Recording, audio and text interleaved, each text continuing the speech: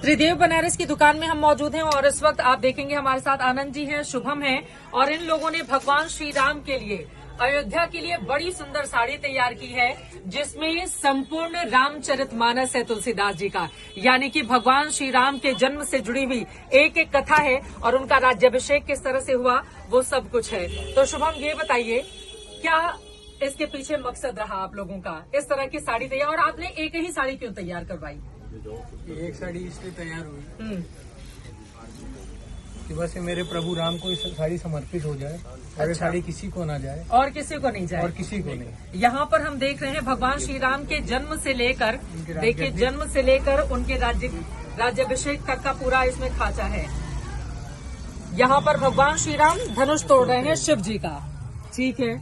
और थोड़ा सा आगे बढ़ेंगे, बताइए एक एक कहानी बताते जाइए क्या क्या है यहाँ पर। यहाँ पर केवट राज उनको नदी पार करवा रहे हैं, क्या बात है। कहाँ से बनवाई ये साड़ी, किस तरह से तैयार की?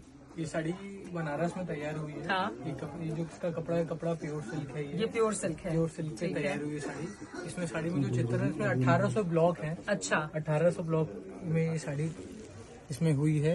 1800 ब्लॉक है। 1800 ब्लॉक टोटल 6.5 मीटर की साड़ी में। शुभम बता रहे हैं 6.5 मीटर की साड़ी में 1800 ब्लॉक हैं और जो ब्लॉक बना उसको आपने फिर गंगा में विसर्जित कर दिया। क्यों आनंद जी, क्यों किया ऐसा? कॉपी नहीं बन सके, ये खाली एक ही साड़ी बनी है प्रभु श्री राम के लिए, और अगर ब्लॉक रहेगा तो दूसरी साड़ी कॉपी हो जाएगी, इसलिए हमने पूरा का पूरा ब्लॉक को ही गंगा जी में विसर्जन कर दिया। ब्लॉक और उसके चित्र के लिए जो स्केच बना था सब कुछ आपने विसर्जन कर दिया। लोग आएंगे राम भक्त, वो तो कहेंगे हमें यही साड़ी चाहिए। ये साड़ी तो खाली एक ही है, वो प्रभु श्री राम के लिए, ये भक्तों के लिए नहीं है। तो जब डिमांड बढ़ जाएगी तो फिर क्या करेंगे आप? जब लोग देखेंगे कहेंगे हमें तो यही साड़ी चाहिए। ये साड़ी तो दीदी खाली एक ही बनी है और एक ही रहेगी, ये सिर्फ प्रभु राम के लिए। तो इसको लेकर आप लोग अयोध्या जाने वाले हैं और वहाँ पर श्री राम को आप इस साड़ी को समर्पित करने वाले हैं। यहाँ पर मैं देख रही हूँ, यहाँ पर राम जी हैं और रोती हुई एक स्त्री की तस्वीर। यहाँ पे मुझे लग रहा है ये सीता जी हैं। ये जा रहे हैं ये जो वो हुआ अच्छा, जो यहाँ पर उनको अग्नि में परीक्षा देनी पड़ी थी, ये सीता जी की परीक्षा हो रही है। यहाँ पर आप देख रहे हैं पुष्पक विमान है, ये पुष्पक विमान नीचे है। और थोड़ा सा आगे बढ़े,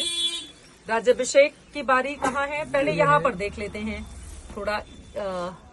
ये लवकुश है, ये लवकुश है और लवकुश ने भगवान जी के घोड़े को रोका था, अश्वमेध यज्ञ जो चल रहा था, ठीक है। ये यहाँ पर तस्वीरें हैं और थोड़ा आगे बढ़ेंगे तो यहाँ पर उसके बाद यहाँ हनुमान जी हैं, आप देखिए भगवान श्री राम के परम भक्त।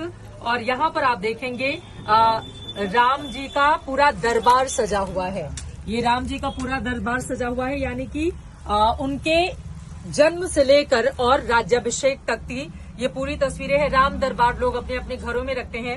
हालांकि अयोध्या में श्री राम लला छोटू से 5 साल के विराजमान होने जाने हैं और उसके ऊपर वाला जो माला होगा, यानी कि प्रथम मंजिल, वहां पर भगवान श्री राम का राम दरबार होगा बिल्कुल इसी तरीके से। लेकिन प्राण प्रतिष्ठा 5 साल के राम क्यों होने वाली है और 5 साल के राम इस साड़ी के बिल्कुल शुरू में आपको दिखाई दे जाएंगे इन स्थानों में।